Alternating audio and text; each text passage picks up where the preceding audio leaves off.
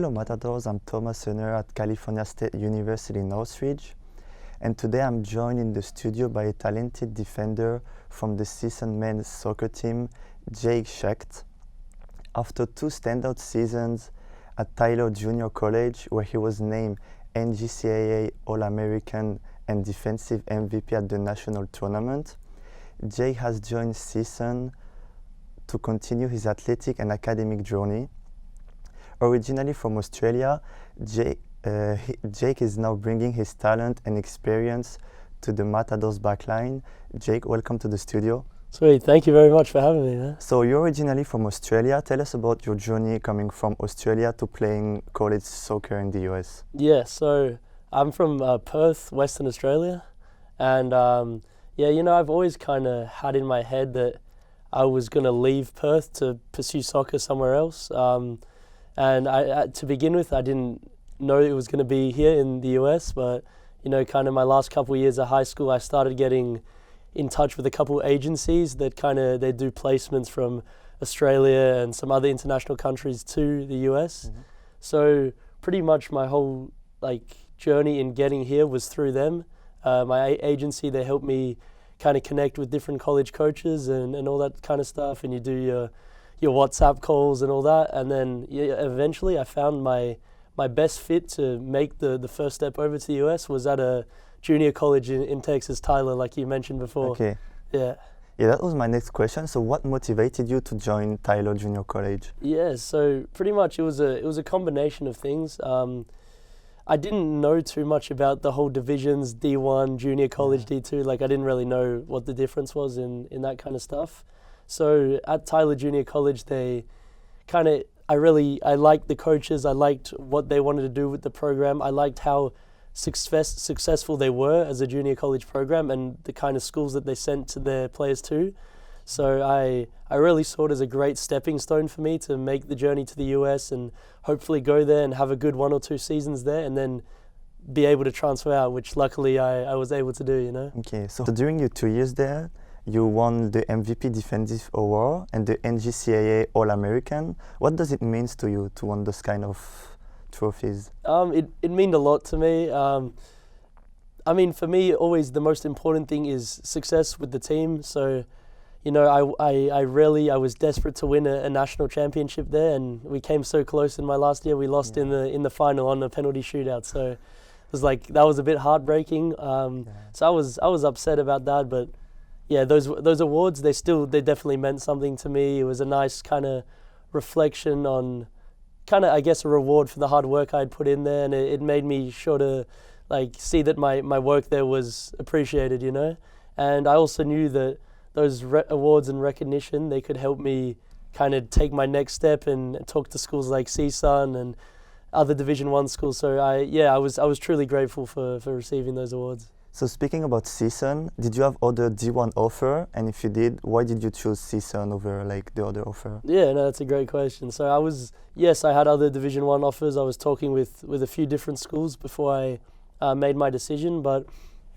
the thing with CSUN, from the moment I started talking with them, with the coaches, with Coach Terry and Coach Victor at the time, who was the assistant coach, I knew that just in those guys, I knew, first of all, they were great people, and that in going to CSUN, I would be in good hands being coached by them. And as I talked to them more and kind of learned more about CSUN, about the location, being in California, that kind of stuff, there was really a lot of things that were just pushing me towards CSUN. The soccer program is a great competitive conference in the Big West, and I saw myself being able to come to CSUN and make an instant impact on the team, and that was one thing that was really important to me. I wanted to come and be able to help the team, some of the schools I was talking to, maybe I would have gone there, and I don't know if I would have had that same impact in those schools because of where they were as a program. So CSUN, for me, it was just a great all-round opportunity to go be surrounded by great people, live a nice life, and really be part of a great up-and-coming program that I feel I could impact positively. So okay. Yeah.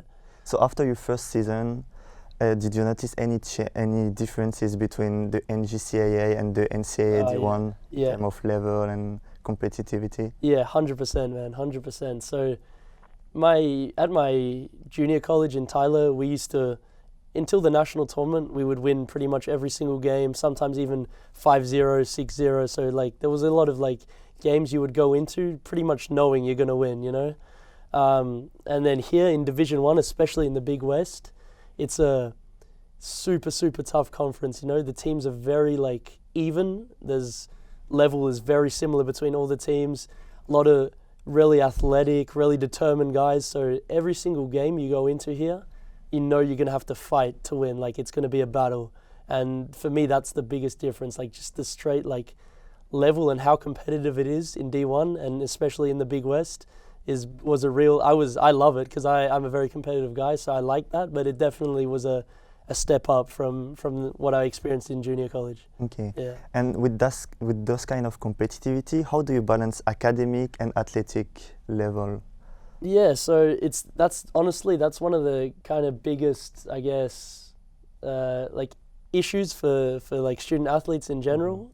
It's something you have to do. You know, we're very lucky to be able to study and play our sport at the same time. So it's a privilege just to be able to do that. But in the end of the day, we are students too, and like we do have to balance it, like you said. So lucky for us here at CSUN, we have a lot of great support networks. We have the MAC, a bunch of support staff that are here to help us really with any of our academic stuff. And for me personally, I've always been pretty motivated with school as well. I know the importance of getting my degree and getting good grades and that kind of stuff. So I don't have too hard of a time in balancing it, you know, like I'll go to training, do my practice, take care of my soccer stuff. And when I get home in the afternoons, like I try to be proactive and get on homework early. You know, if I see I have something coming up in maybe a week and a half, I'll try like get it done at least a few days before it's due to save myself the stress of being rushed and that kind of stuff. So I think it's just a matter of kind of being smart with it, like staying proactive, staying on top of all your work. And then I think if you do that and you make use of the support stuff, it's more than possible to find like a good healthy balance between the two, for sure. Okay. I know you, on a personal plan, I know you love Gary Cahill. Yes. Is there any defender that you look up to and that influence the way you play, like as a defender as well? Yeah, so I mean, honestly, I haven't even always been a defender, Okay. but I've always been a player that loves defending. So like there's been a couple of midfielders that I've looked up to that, like N'Golo Kante, he's French as well, like, yeah. So like for me, even though I don't play the same position as him and I'm a kind of different kind of player, I always like admired his work rate and his ability to run. I mean, this was him a few years ago, you know, when he was more towards his prime. But then, yeah, there's a lot of defenders that I like. I've always liked Sergio Ramos. I've been a big fan of him. I really like Thiago Silva. For me, he's one of the best centre backs, most consistent centre backs that's played in a long time. And yeah, honestly, there's been a number of players. I love watching soccer as well. So yeah, like Van Dijk right now as well, I think is great. So yeah, there's definitely a lot of players like that. Okay, so you're a junior, right? Yes. So next year is going to be your last year as a soccer player. Yes. What are your goals or your objective? So my first objective for the team is to do well as a team and to make playoffs in the Big West. And ideally, you know, our goal is to win the Big West. That's what we want to do. We want to go to the national tournament and have a real run in the national tournament as well. That's our goal, and I do think we can do that. And that's the main focus for me. And then on a personal level as well, I just want to. It's always been my dream to become a professional soccer player.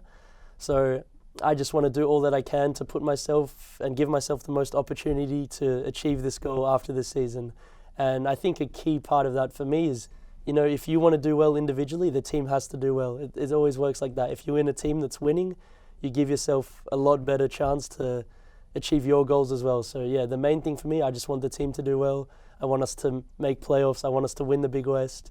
And then, you know, I'll look at my individual stuff after that and hopefully progress my soccer career after that. Okay, so speaking about the after, what do you see yourself in 5 years? Do you want to do like the draft? Do you want to come back to Australia playing professional? Yeah, no, it's a good question. I think about this quite a lot. I'm not exactly sure. Ideally, I would like to be playing professional soccer. You know, that's what I want to do with my life. And yeah, like I said before, it's always been my dream. So hopefully playing professional soccer. Right now, I do see the most realistic pathway for myself here in the US. I think you know, if all goes well this coming season, that's going to be my best chance of kind of achieving that goal. So hopefully, yeah, playing pro soccer in the US, or if not, like I'm willing to go where I need to go. You know, I'll go anywhere. I want to make it work. But if that doesn't work out, I'm also, like I said, I take my education very seriously. I'm studying economics right now, so you know, I could see myself working either here in the US or maybe back home in Australia, and yeah, just that's why I see myself. In the sport field, still in the sport field? In the sport field, like ideally, but if I have to kind of move away from that, and you know, if it's not meant to happen and I have to move more towards the kind of business world, that kind of stuff, I enjoy that stuff too. So I'm definitely I'm still open to that, and yeah. So speaking about what you enjoy outside soccer, what do you usually do like during your free time? Do you play video games? Do you watch movies? Yeah, I mean, I love like being outside and doing stuff. That's the kind of person I am, especially growing up in Australia. That's the kind of lifestyle that I've like been used to, you know. So I love going to the beach, surfing, swimming, all that kind of stuff. And just hanging out with my friends, with my teammates, you know. We go eat together. Just all that kind of stuff, but definitely outdoorsy stuff is my kind of things. I like going out and doing things, you know. Okay, so as a soccer fan, in April 21, the Super League has been announced in Europe. Yes. What do you think about this kind of competition, like close competitions? I think it's interesting for sure. Like, this is the one I've talked a lot about with my friends. Like, I like aspects of it, and I also don't like some aspects of it. I think it's the aspects that I like is, you know, it's exciting to see like kind of the best teams in Europe and probably the world as well, as like a lot of the best club teams are in Europe, playing against each other. I think that's like, you know, that's really exciting, and it's good to see. But I also do think in some ways a competition like that can kind of take away and destroy a little bit the other already established leagues, like the Premier League, the La Liga in Spain, and like the Champions League, all those kind of things. You know, they're already great leagues. We all love watching them and following them now. So I think, yes, it's exciting creating something new like that, but in some ways I think it's going to take away from what we love and enjoy now in those leagues that are already established, you know. Okay. There are probably some young Australian guy like you who dreams about going to the US to play soccer. What advice would you give them to complete your journey? Yeah, for sure. That's a good question. I've got like family and friends back home that I've talked to about this kind of stuff as well. And the biggest, I mean, I guess this might not even be advice, but one thing you have to make sure you're doing is recording all your games, getting film so you can create a highlights video and you can get full match videos, because when you're so far from the US, like in Australia or New Zealand, or honestly any international country where US coaches can't watch you in person, it's so important to have a good highlights video and film that you can send them, because in the end of the day, like that's how they're recruiting you, you know? They're going to watch video, and that's how they're going to judge if you're the right fit for their program or not. So that's one thing I'd say that you have to be doing. And then the other thing that I would say to really put a lot of time into is you can't neglect the physical side of the game. So your gym, your running, all that kind of stuff, because yeah, when you get to the US, like these guys, you know, here they're serious athletes. Like everyone can run, everyone can lift in the weight room. They're all strong, they're all fit. And that's the thing that I believe in the US, it's pretty much superior to the rest of the world in terms of soccer. All right, Jack, thank you very much for this interview. That was a pleasure. Thank you for having me. That was Thomas Sönner, live from California State University in Northridge with Jack Shecht, a defender from the CSUN men's soccer team. In 4 days. There was an old woman who lived in a shoe. She had so many children. She didn't know what to do.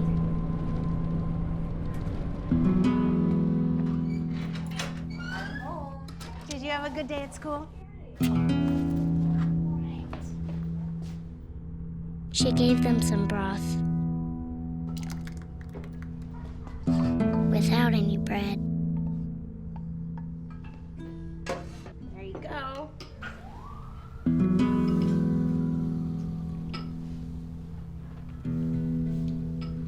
And kissed them all soundly Night night. and put them to bed. Hunger is a story we can end. End it at feedingamerica.org. What I thought was a complete life was nowhere near complete, but it is now.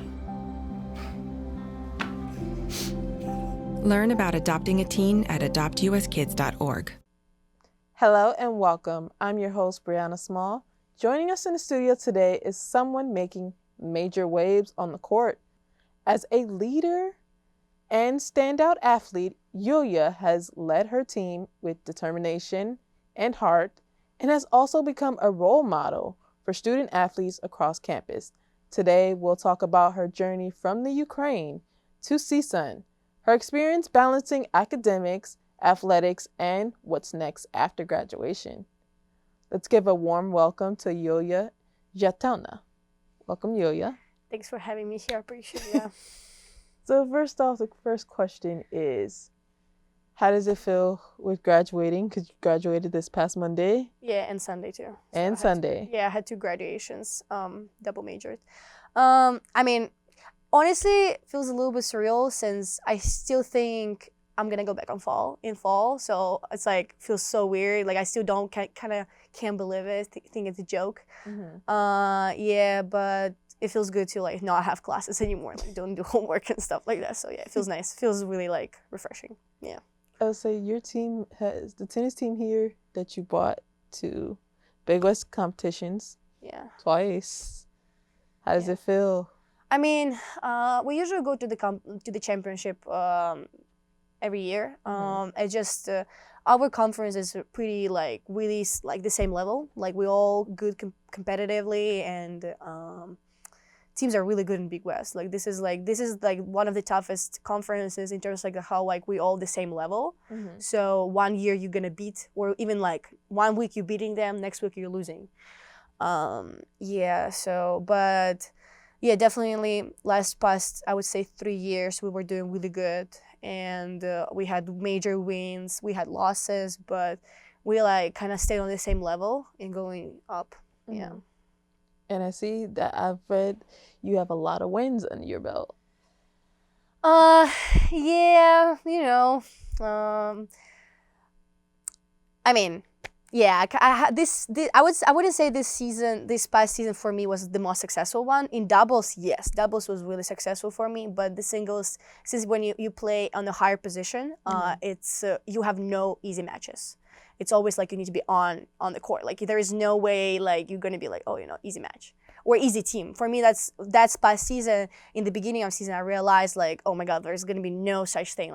Like for me, no matter what team we play, for me that's gonna be 100% match. Like it's gonna be hard, tough, fight, until the end. So I wouldn't say it was successful season for me, but I did had really good wins against San Jose, against our Big West teams, but just doubles were the most successful thing, I would say. So, yeah. I know for one of the final games you played against, I think it was the year before last, you played against a USC player. The championship? Yes. We played against Hawaii. We lost to Hawaii.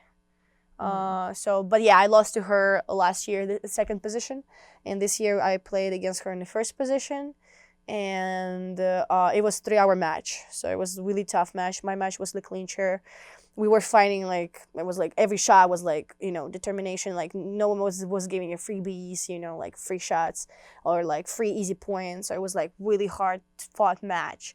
She won, unfortunately. I couldn't pull it out, but it was like when after the season when you had like so many games, like 20 plus games. It's really hard to find the strength to play again. And by the end of the season, before the championship, I was already burned out because I have school, I have like my stuff going on, and also being the number one in the team, and you need to fight too. I was really burned out, so I was trying to find the strength to be at the championship, to like at least like be there for my team.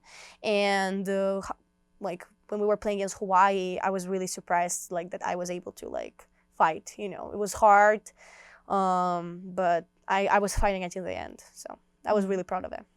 So tell us about your journey coming from the Ukraine to CSUN. Yeah, so like everything started, I would tell you, like it was summer, August 2019. I just turned 15 or 16. I just turned 16. And I decided to go to college. I had a good ranking, and I start writing to colleges, to different coaches, and Coach Gary got my email. It's our coach, and he told me like, oh, he wants to talk with me, and at that moment I already had like I was about to sign the intention letters. So it was kind of like just what more option I have, kind of like reviewing him. And I talked with him. We talked about like CSUN, the team, and how young I was, and what he can like give it to me, you know. So I was thinking, I talked with him, and then like I had 2 letter of intention of other university, and so I was kind of deciding between like other and then CSUN, and talking with my parents, we decided to go to CSUN. And as you know, 2020 happened. So I started school in 2020, never been here before, and came in 2021, spring 2021. So January 2021, I was here. So that's how I got here from Ukraine. But I was really happy to be in California. I remember the feeling, telling people when I was in Ukraine that I'm going to California, to Los Angeles, to play tennis and study. Everyone was like, wow, California, because it's was not the most popular destination. Usually, like, all my friends went to Texas or Ohio or Oklahoma or like all these states, right? There was the bigger schools, right? The Big 12, Big 10. So California was usually like not the popular destination. There's not that many schools that can like pay, you know, like, or give you a scholarship. So when I was saying like, oh, California, wow, amazing. I remember I was really excited to go here. And as you said, you came here when you talked to the coach, Coach Gary, who's the tennis coach. What from CSUN stood out from you from the departments? I think for me, the main thing was location and the journalism program, because I knew if I'm going to be in Los Angeles, journalism is like TV, journalism, entertainment is really big here. So I just was like, oh, if I'm going to study that thing here, it is going to be better. So I think that stood out for me, the program, the strong programs here, location. What would you say are some of the challenges that you've had over this past couple of years here at CSUN? Like if starting from my freshman year, I would definitely say it was language. My English wasn't the greatest when I came here. I didn't have the practices. I started speaking English like a year before I came. So I think that was kind of a struggle, understanding the American humor. My coaches are really liking jokes a lot. So I was kind of coming from the Eastern Europe. That's not how we do practicing. So that's kind of like the American humor type of thing, like how like the atmosphere in the team, that was like different, totally different from Eastern Europe. And obviously like if a couple 3 years ago, like I couldn't go back home. So I was cut from my family and I stayed here. So I would say that was kind of the challenge for like last 3 years. That definitely was a challenge. I needed to figure out everything myself, being like 18-year-old. That's like just turned 18 and like first full year away from family, right? I needed to figure out everything myself, like all this bureaucracy type of thing. So yeah, that's what I would tell you. Yeah. So when it got time to you going through your sophomore, your junior, then your final year, how did your family feel when you told them you were graduating? I mean, my parents have 5 kids. So I'm a second child, and my older sister graduated last year from medical school. So for my parents, time flies. My younger brother is a 3rd year in college. My younger sister is gonna go to college soon too, like in a year. So for my parents, just like it shows like how time flies. You know, like, oh my God, we haven't seen you for that long. Because last time when I saw it, I was a sophomore. So right now I'm a senior. I graduated college and they still haven't seen me in person. So I think they really wanted. I wish they were in my graduation, but they just couldn't go because my dad works on the east of Ukraine. My mom is in Kyiv. I have youngest brother, so she's with him. Did your family get a chance to watch it live stream? It was like 4 a.m. Like it was midnight. It was like deep night. Yeah, so they couldn't. But my friends, my second family, American family came, so they were recording videos and like sending my families. They're really connected, so they're really close to each other, so it was like not a problem. But I just wished like, they would be there in person, obviously. But I had people come to my graduation, so that's kind of like I'm blessed to have that opportunity because I know that so many international students couldn't have even that. So, yeah. So, next question I have for you is, from graduating college and also when to go into politics, and now you do have your podcast. Yeah, I do. How does it feel with having your podcast and just like talking about things that mean meaning to you? Yeah. How does it feel when you like having that and letting other people listen to it and stuff? Do you feel like you're an inspiration to a lot of other people from different countries that want to travel to the US and do the same thing you did? I definitely like having podcasts kind of opened my eyes a little bit. Like, I thought about having podcasts, but I never like had like, oh my God, I'm gonna do it. So when I done it and I was sending it around my family and my friends, and then I was spreading around, and having getting like comments like, oh, like it was so interesting to hear, like I never thought about it. And I also had really special episode for me. It was my dad actually recorded interview with my great grandmother, and in 80s. And my great grandmother survived two artificial famines, and World War I, World War II. So she was like, whoa.